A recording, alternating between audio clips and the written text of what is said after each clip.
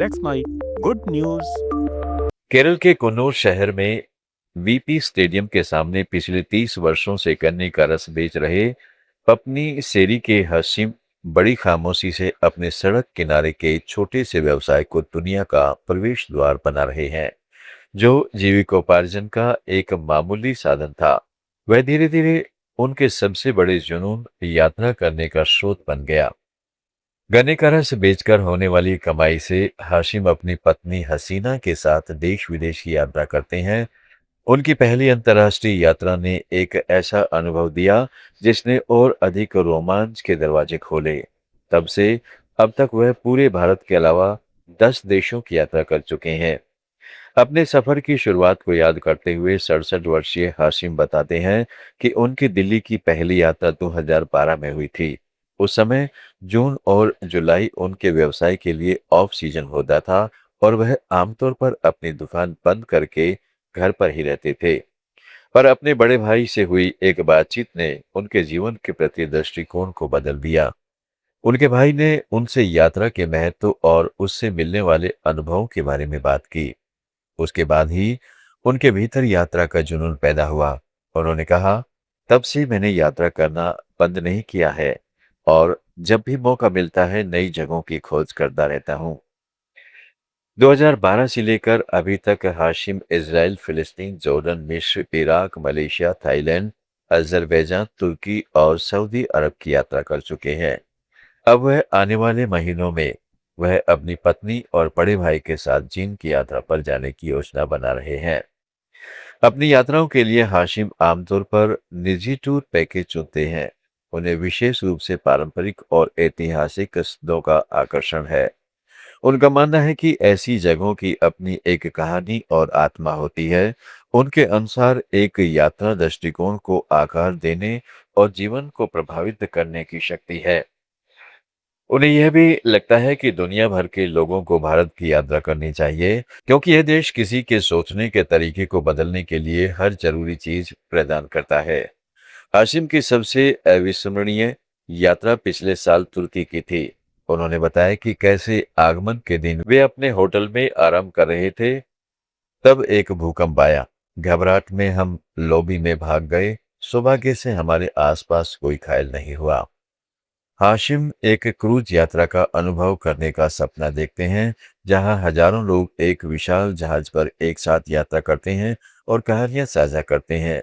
इसके लिए वह सिंगापुर से 3 दिवसीय क्रूज पर यात्रा की योजना बना रहे हैं, जिससे अपनी रोमांचक यात्राओं की बढ़ती सूची में एक और गंतव्य जुट जाएगा। और गुड न्यूज में दोस्तों अब आगे बढ़ते हैं।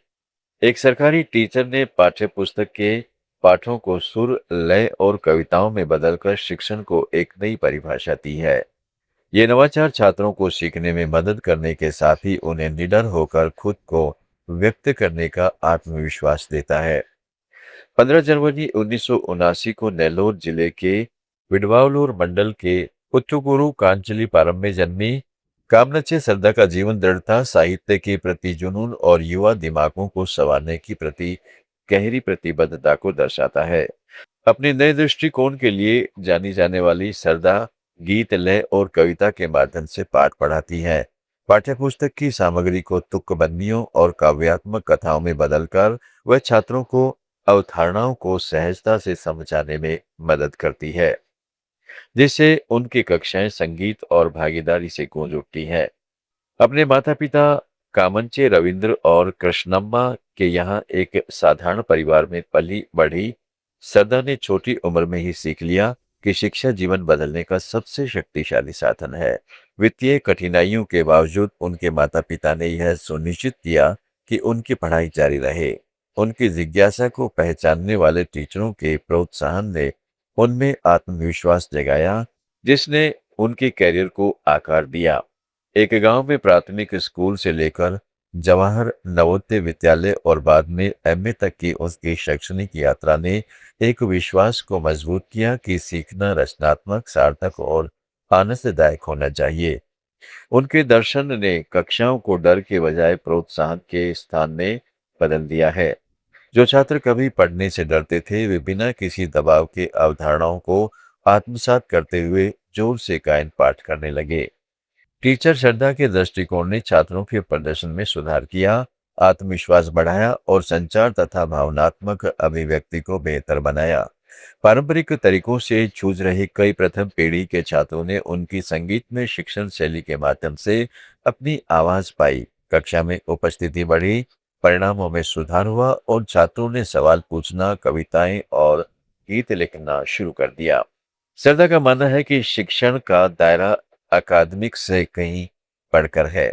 वह चरित्र, मूल्यों और आत्मविश्वास को आकार देने, अनुशासन, सामाजिक जागरूकता और संस्कृति व साहित्य के प्रति सम्मान जगाने पर जोर देती है। वह छात्रों को स्वतंत्र रूप से लिखने, गाने, अभिनय करने और खुद को व्यक्त करने के लिए प्रोत्साहित करती हैं। उन्होंने कई छात्रों को हिंदी भाषा की परीक्षाओं के लिए तैयार किया है, जिससे उन्हें ऐसे प्रमाण पत्र प्राप्त करने में मदद मिली जो बाद में रोजगार और उच्च शिक्षा में सहायक साबित हुए। ग्रामीण छात्रों के लिए इन प्रमाण पत्रों ने ऐसे दस्तावेज खोले जो पहले इनकी पहुंच से दूर थे। विद्यार्थी अक्सर टीचर श्रद्धा को एक ऐसी मार्गदर्शक के रूप में वर्णित करते हैं जो उन पर तब विश्वास करती थी जब वे खुद पर संदेह करते थे। उनकी करुणा सामाजिक सेवा तक भी फैली हुई है। किताबें बांटना, कुछ रोगियों को कपड़े दान करना, गरीब छात्रों को भोजन व सामग्री के साथ सहायता करना और जरूरतमंद परिवारों की मदद करना उनका मानना है कि मानवता के बिना शिक्षा अधूरी है।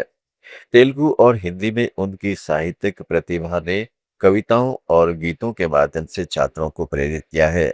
वह राष्ट्रीय त्योहारों के दौरान प्रतियोगिताओं का आयोजन करती हैं, जिससे बच्चों को संस्कृति, इतिहास और सामाजिक मूल्यों को रचनात्मक रूप से जोड़ने के लिए प्रेरित किया जाता है।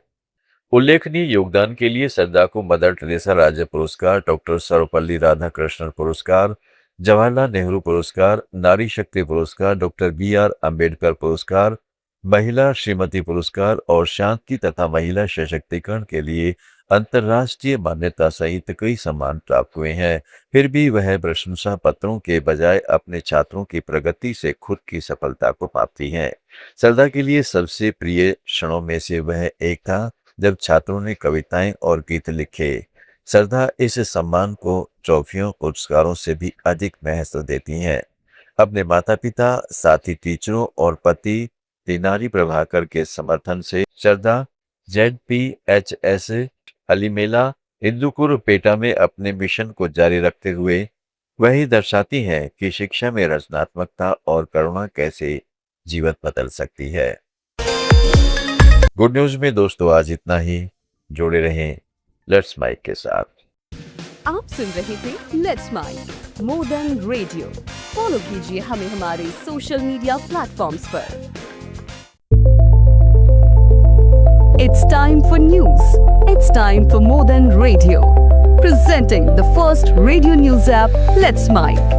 Let's Mic, a news-based app on your phone where you get to watch and listen news, talk shows, interviews, radio show podcasts. On Let's Mic, you get all relevant information of TV, print, radio, podcast, and digital. Let's Mic talks about every segment of life.